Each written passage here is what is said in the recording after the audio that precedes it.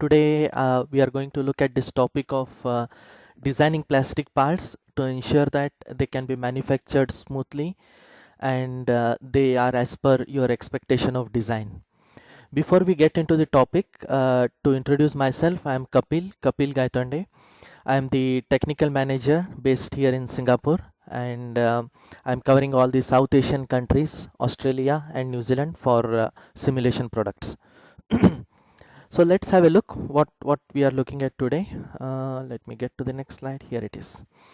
So I'm not sure if you all are aware of how plastic parts are manufactured, but if I quickly have a say on this topic, then if you see this image on the left side, the typical raw material for plastics looks like that.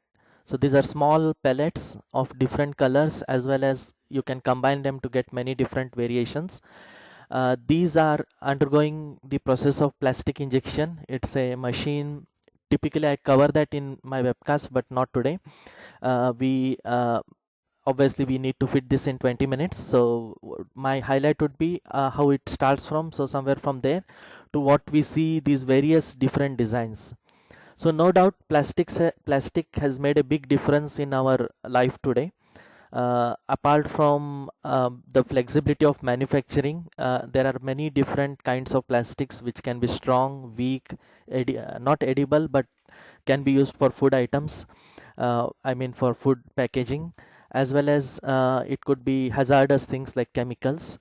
So they serve a huge variety of purpose, and in one way or the other, they are recyclable as well.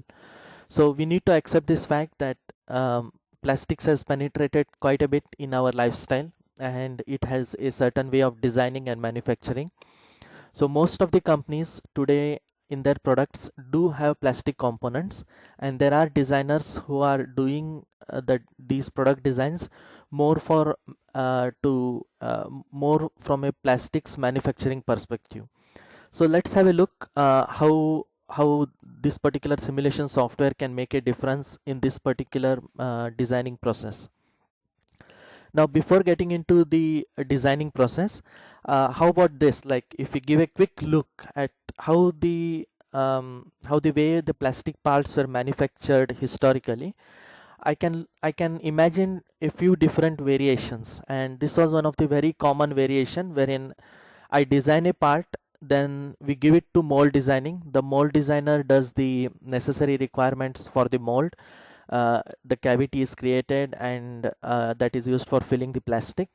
Thereon it gets into production, and finally, due to whatever reasons, we may end up seeing a particular defect. So obviously, after this, we do an analysis either practically or using a software to understand what's the problem. But obviously, this was one of the historical ways of doing simulation, and that was, I would say, not enough, or it took its own time. It was expensive and inefficient. Another way of looking at it, I do the design, I do the mold design as well, and after that, I get into a detailed simulation of these two parts as well as the mold. Obviously, it is definitely better than the previous process, but still we are getting into a bit later stage wherein the mold is as well designed, at least in the software, and then I'm going to find out how better it can be. So obviously doing a iterative process at this stage is again expensive and might be time consuming. So how about this way of looking at it?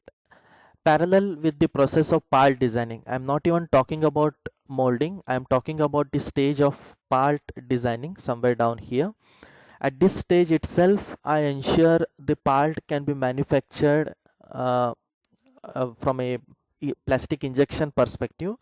As well, when I do mold designing, then as well I ensure that the mold is efficient, cools down well, and is designed well.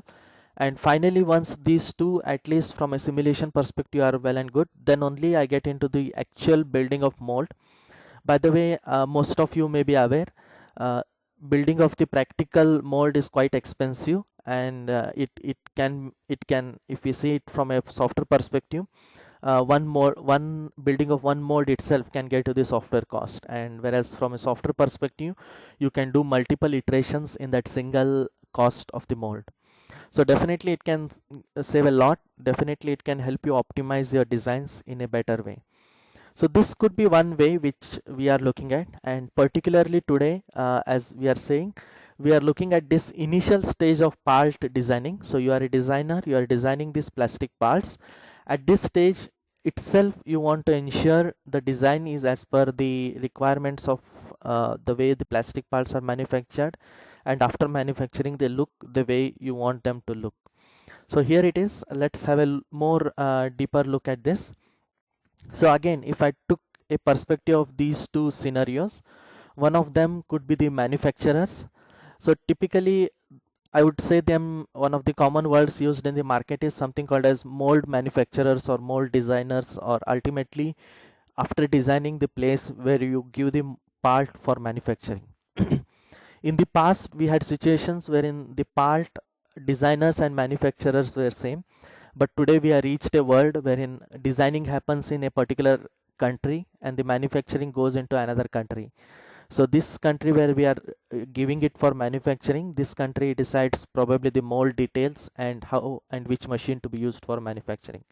So this is the place where they need to decide what cycle settings to be used, which machine to use, what is the best gate location, can I reduce mold revisions, etc. So this is more from a manufacturer perspective, and that is not what we are highlighting today.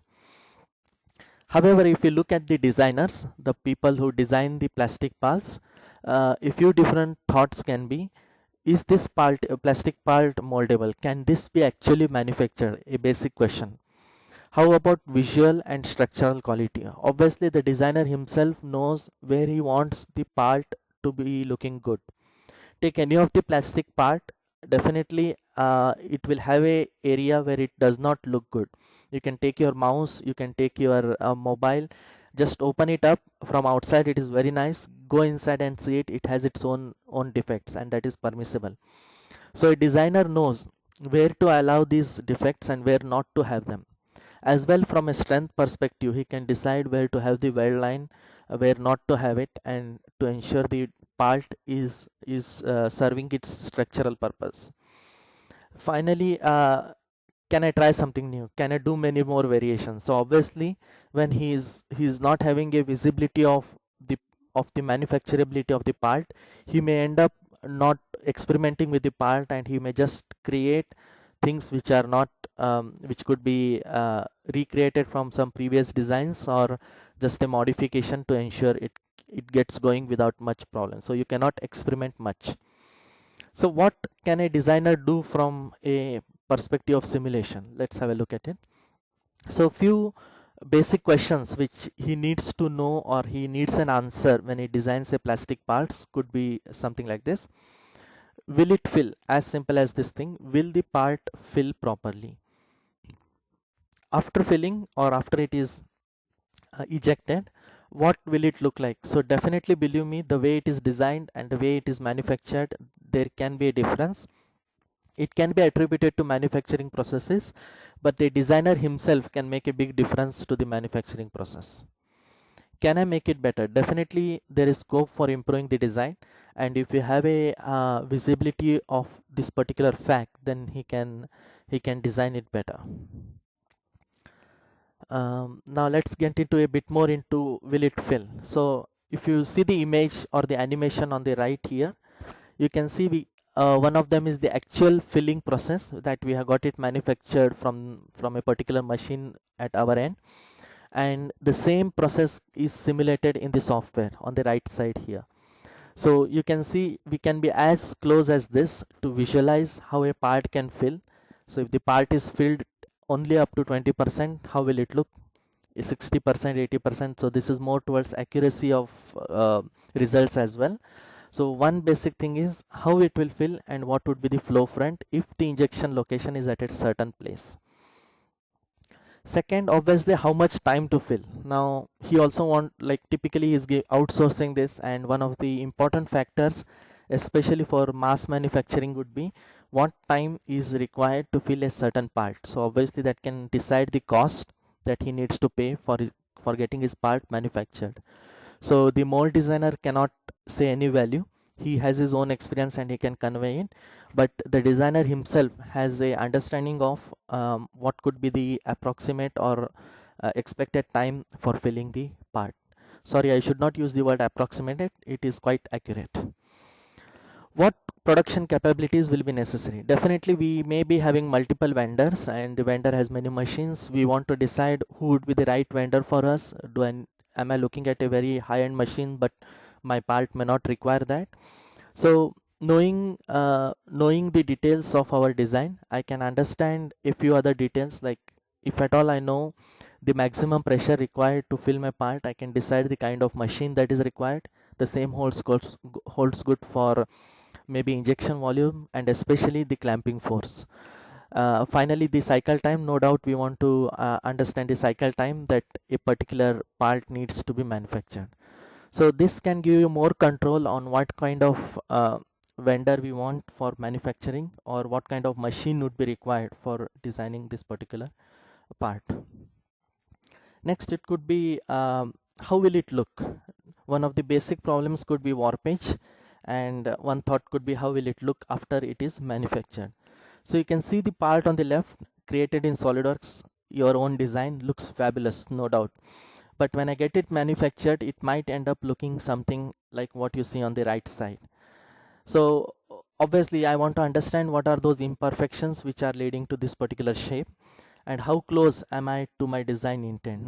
No doubt I have a design intent when I create this part and I want to know how close I am to this particular intent. Thereon, there are certain things like sink marks. You'll see at certain locations there could be depressions. Uh, in one way or the other, yes, this can be controlled in manufacturing stage, but the designer has far more control. As well, he can decide or permit sink marks at certain locations, whereas not at some other locations.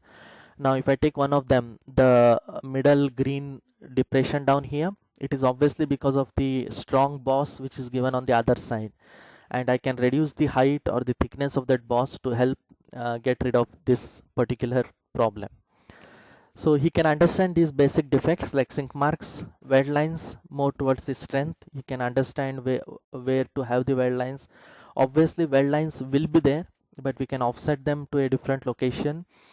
By the way, in this process, you might end up suggesting the best gate location for this particular part or your own design to the manufacturer. And finally, warpage, one of the biggest culprits. You can see here the shape of the model can change once it cools down to the room temperature. So we can get a good feel and understanding of what could be the deformations that are happening in the part. Is it acceptable, not acceptable, etc. And what compensation you want to give in the design so that after it is manufactured, it is as per your expectation. So these are a few things for which you can get a good insight at the designing phase itself. And once you know what is the problem, what is causing it, the obvious thought would be, can I make it better? Can I make it look, improve upon it? So let's have a look. A few design changes. If I take this particular model up here, as I told you about the boss, it had a certain thickness. Why not reduce the thickness to maybe similar thickness as all other walls, and will it make a difference? Will it of course it can be thought from a strength perspective as well, but from a manufacturing perspective this might help you make it better. It could be another example, something like this. You can see two walls. So these changes can happen in this part, and having a visibility of the defects or problems initially, you can do these changes even before you get it for molding.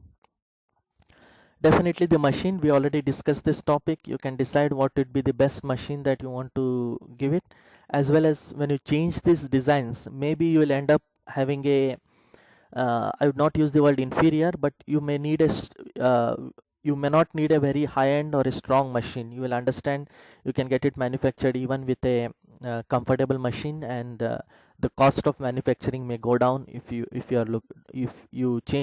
do these minor changes in your design.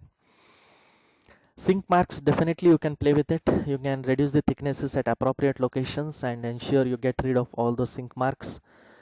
Weld lines, for sure, from a strength perspective, you can again play with the design to improve the locations of those weld lines.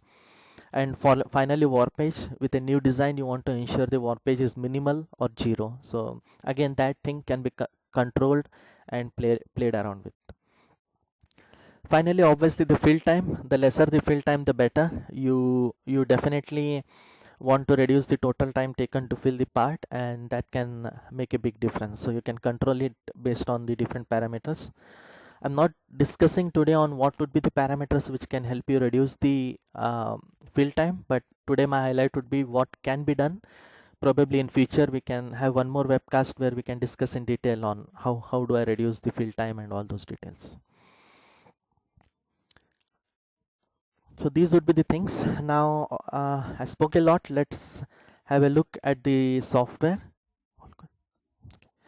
Let's have a look at the software. So this is one of the nice designs that I have. It is from a company by name Myomo. By the way, again, today you are seeing the most recent version of SolidWorks, which is SolidWorks 2017. Today we have launched the beta 3 version of this particular module, and in case you are interested, you can explore it. So you are seeing one of the most recent versions. So let me open the actual part down here, or the assembly. This is the local assembly. You can see it is more of an electronic enclosure wherein a few electronic, I would say, gadgets are sitting in.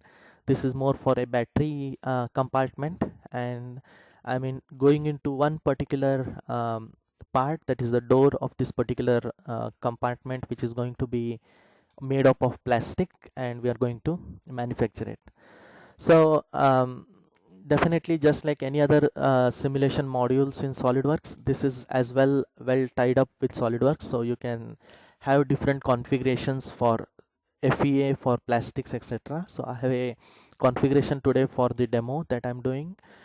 Thereon, we compared, you will see a nice wizard here, getting started wizard. I would, for new user, I would always suggest to use this. This can help you get through a few basic steps of creating this setup. So that is a great utility to create the basic inputs and settings for this particular model. Typically I mesh the model. Now in this model, if you observe, there are a few, or most of the parts or the walls are of uniform thickness. So I'm ending up using a shell mesh here. Definitely there are entities like these teeth here which may not be eligible for shell mesh, so I need a solid mesh. But at this point of time in this model, I'm using a shell mesh. So either you can use the wizard, or you can just follow through this left feature tree here, which is, and give the relevant inputs. So typically in meshing, I need to decide one particular mesh. You can see a few other options like channel design, etc. That is only because I have the full-fledged module of plastic, which has all the capabilities, which goes up to warpage and cooling simulation. But obviously for today, we are looking at only part designing, or the modules relevant for a part designer. So one part is you decide the kind of mesh. Second, you want to decide the polymer or the material that is used. So Solidus Plastics comes up with a huge database. This database is segregated as per family of plastic, or as well from as per the commercial custom vendors of plastic material available in the market. So we have most of the material already down here. You can just search it. There is an option to search directly. You can use that, or you can as well create your own custom material down here. So next step, so first was mesh, second is material. If at all any fill settings, by the way, most of the settings are taken automatically, either from the material property, or from the inputs that you give. So after this is done, the only input that remains is the injection location. So typically this is one of the things which the designer might want to decide. Now in this case, obviously it makes sense to have it at a certain location down here, but just to show you one of the options in the software, I'll use this one, wherein there is an option called as automatically add locations. So I can use that and select the number of gates I want, and the software can suggest you the location where it is appropriate. Obviously this is as per center of mass, and it would be absolutely at a certain location. Thereon you can either manipulate it or you can use the same location to giving the injection. Finally I can you can, by the way, yeah, even before you solve the setup, you can have a quick look at the flow, how it looks. You can visualize it. Now this is not solved, this is a rough calculation to show you how the flow looks. And yes, pretty much that's it. I add this location, it is done, and I continue with the setup. So this is how it looks, this is what is done. You trigger a solution down here which may take around 5 to 6 minutes to solve this model, so I'm not solving it here. And let me get into the results. So here it is. You'll see the results in this way. So one of the basic things that we're discussing was the fill time. So this part takes around 1.19 seconds to fill in this particular instant at the given pressures and details. You can animate it and visualize how it fills. Okay, you can visualize the weld lines. We may end up seeing a few weld lines down there. You can visualize the air traps. It could be somewhere there. You can, what else I can highlight here? So these are the things. Yeah, one of the most interesting thing which is very useful for a new user is something called as the advisor. So I can click this advisor. You can see here. This comes up with a typical traffic light kind of thing, which is like red, orange, and green. So green means this whatever results that we are getting is good enough.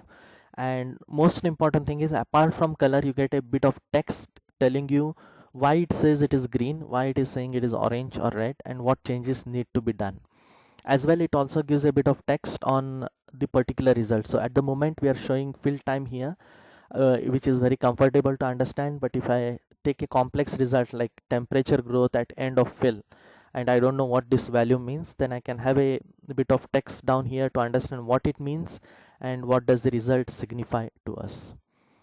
So this is what it is, which I would like to highlight. And what else I can say? Yeah, pretty much this, at this point of time, in this much time, I can show you.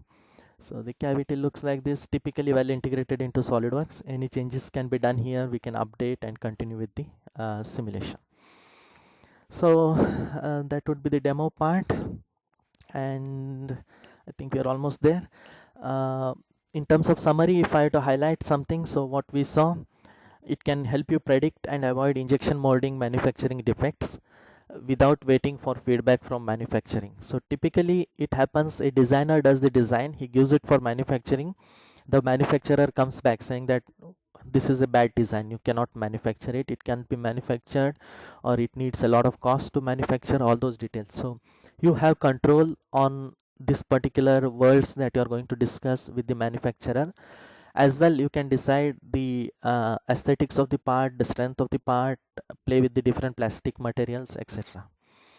Improve part quality and optimize for moldability. So definitely, as you have more visibility and understanding of the manufacturing process, you can actually play with the design and make it more better than what it was before. Decrease time to market and increase innovation. No doubt, the time wasted in to and fro between the designer and the mold manufacturer will go down, and you are doing and conveying something with confidence. You know what you are done with your design, and you know it can be manufactured. You know how it should look after it has been manufactured. So give a thought. Can this plastics help you in your next project? If yes, we are here to help you and implement it in your offices.